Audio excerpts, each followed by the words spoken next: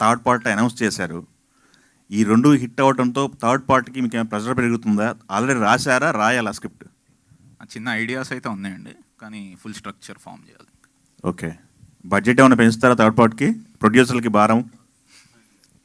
Budget అనేది కథ బట్టి ఉంటుంది, చూద్దాం. ఓకే. శ్రీసింహ గారు, ఏంటి ఈ రేంజ్ ఆఫ్ హిట్, ఈ range of numbers me career start చేసిన తర్వాత ఫస్ట్ టైం అనుకోవచ్చు. ఫర్దర్గా మీ ఎదుగుదలలో కానీ మీ రెమ్యునరేషన్ విషయంలో కానీ ఏమైనా పెంచే అవకాశం ఉందా? అగైన్ అంటే నేను కథ చూస్తున్నానండి ఫస్ట్ ప్రైమరీగా, అంటే దాని బడ్జెట్ అవన్నీ తర్వాత నేను ప్రైమరీగా నాకు కథ బాగుండి, నా క్యారెక్టర్ అది బాగుండి, నేను చేయాలనుకున్న జోన్లో, ఆ జానర్లో ఉంటే బాగుంటుందని చూస్తున్నాను.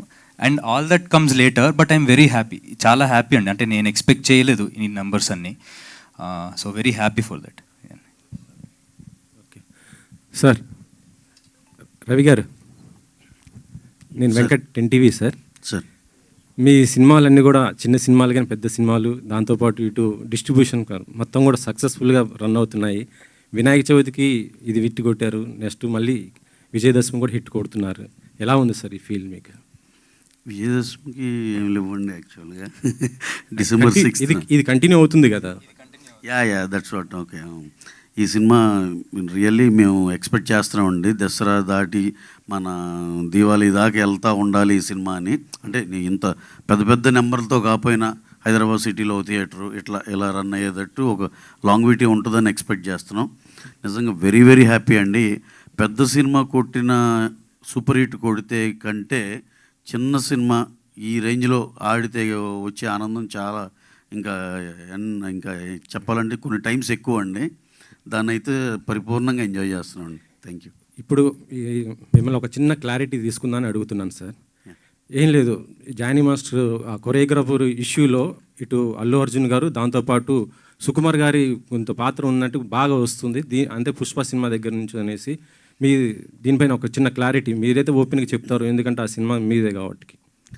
అంటే లాస్ట్ టైం కూడా ఏదో టీజర్ జరిగేటప్పుడు ఇదే ఇట్లాంటివి ఏదో అడిగారు, మళ్ళీ అటే తీసుకెళ్తున్నారు. కాకపోతే ఒకటి సార్, సరే మీరు అన్నదానికి దానికి క్లారిఫికేషన్గా చెప్పాలంటే, ఫస్ట్ ఆఫ్ ఆల్ మత్తు వదలర టీం అంతా మేమంతా very very happy for this success this thing. మేము దాని గురించి ఈ ప్రెస్ మీట్ మేము అందరం చాలా హ్యాపీగా ఉన్నామని చెప్పటాకే అందరికి థ్యాంక్స్ చెప్పుకుందామని చేసింది. అలా మీరు అడిగిన క్వశ్చన్కి చెప్పాలంటే ఒక చిన్న స్టోరీ చెప్పాలండి దీనికి. ఇప్పుడు తను ఆ అమ్మాయి ఎవరైతే ఉందో ఆ అమ్మాయిది జానీ మాస్టర్ ఇద్దరిది అదేదో పర్సనల్ వ్యవహారంగా జరిగిన మ్యాటర్ ఇవన్నిటిని బట్టి చూస్తుంటే తెలిసేది. అలాగే తను మా సినిమాకి అడిషనల్ కొరియోగ్రాఫర్గా ఎప్పుడో లాంగ్ బ్యాక్ పుష్ప 2 బిగిన్ అయినప్పుడే మేము ఆ అమ్మాయితో ఆ వర్క్ చేయించుకోండి. అడిషనల్ కొరియోగ్రాఫర్ ఆ అమ్మాయి విజయ్ పోలకి అని ఒక ఆయన ఉన్నారు, ఆయన కూడా డాన్స్ మాస్టరే. గణేష్ ఆచార్య మాస్టర్ మెయిన్ మాస్టర్. వీళ్ళు ఏదన్నా మూమెంట్స్ ఏదన్నా కొత్త ఏదైనా మంచిది ఇస్తే కనుక మాస్టర్ కన్సిడర్ చేసేటట్టు అడిషనల్ కొరియోగ్రాఫర్ కింద తీసుకున్నామండి. ఇది ఇప్పుడు త్రూఅవుట్ ద సినిమా అన్ని సాంగ్స్కి తీసుకున్నాం. ఇప్పుడు ఇంకొక 2 సాంగ్స్ ఉన్నాయి పెండింగ్, అది October 15th ప్లాన్ చేస్తున్నాం. దానికి కూడా అమ్మాయి ఉంటుంది. ఇది మీకు ఎందుకంటే 5-6 months బ్యాక్ మేము రిలీజ్ చేసిన దాంట్లో వాళ్ళ పేర్లు కూడా ఉన్నాయి. ఇప్పుడు మనం ఏదో అఫీషియల్ పేర్లు చెప్పకూడదు కాబట్టి చెప్పట్లేదని వాళ్ళ పేర్లు కూడా ఉన్నాయండి దాంట్లో. అంటే అది షూట్ చేసింది 7-8 months 1 year బ్యాక్. సో వీళ్ళు ఎప్పటి నుంచో మాతో పనిచేస్తున్నారు. అలాగే జానీ మాస్టర్ గారు కానీ ఆయనకి మేము స్పెషల్ సాంగ్ ఉంది ఈ సినిమాలో, అది ఆయనతో చేయాలనుకున్నాం. కరెక్ట్గా 2 days ముందల ఈ గోలంతా అయింది. యాక్చువల్గా ఆ సాంగ్ అసలు ఆయనతో చేద్దాం అనుకున్నాం. అలా మాకు అసలు అందరితో పని చేస్తామండి, దాంట్లోనే పార్ట్ ఆఫ్ ద థింగ్ ఇది. దానికి అసలు హీరో గారు నాకు తెలిసి ఈ డ్యాన్స్ టీమ్ ఎప్పుడైనా విషెస్ చెప్తే good morning sir, good morning ఎంత చెప్పడం తప్పితే ఆయనకి అంత మించి బియాండ్ దట్ ఏం తెలియదు. అనవసరంగా ఇక్కడ ఇవన్నీ ఏంటంటే మన రెస్పాన్సిబుల్ మీడియా అండి ఇక్కడ మేము చూస్తుంది ఇదంతా. కొంచెం ఆ ఫ్రంట్ లైన్ ఇదంతా వీళ్ళెవరూ ఇలా ఏం తెలుసుకోకుండా ఏదో ఒకటి రాసేయటం కానీ చేయటం కానీ లేదు. కాకుండా కొత్తగా వచ్చే యూట్యూబ్ ఛానల్స్ ఇలా వాళ్ళకి ఏదో ఒకటి సెన్సేషన్ కావాలని ఏదో ఇష్టానుసారంగా రాసేయటమే. సార్ అసలు బన్నీ గారి స్టేచర్కి ఆయన ఈయన ఆపి ఆ అమ్మాయిని ప్రమోట్ చేయాలి అసలు అలాంటివి ఏమి ఉండవు సార్ అసలు. ఎందుకంటే మీరు ఒకసారి క్రాస్ చెక్ చేసుకోవచ్చు. ఆ సినిమా ఆ పాటలో తన పేరు ఉంది, అన్నీ ఉన్నాయి. ఎప్పుడో 6 monthsలో రిలీజ్ చేసిన లిరికల్ వీడియో అవన్నీ యూట్యూబ్లో ఉన్నాయి.